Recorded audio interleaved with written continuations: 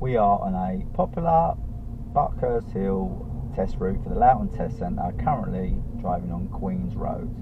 ALFIE'S Driving School offers expert driving lessons in Buckhurst Hill with both manual and automatic driving instructors.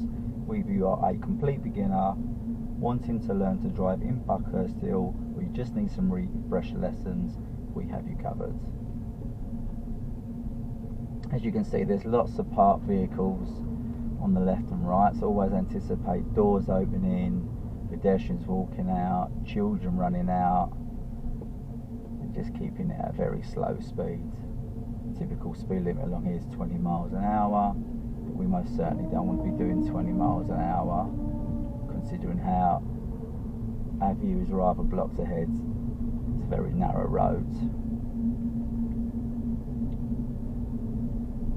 Keeping your eyes open as well. As you can see, it's a one-way road.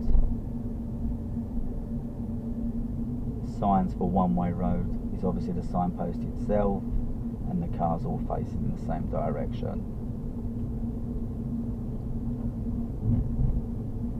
Thanks for watching. Book your driving lessons in Buckhurst Hill with ALFIE'S Driving School.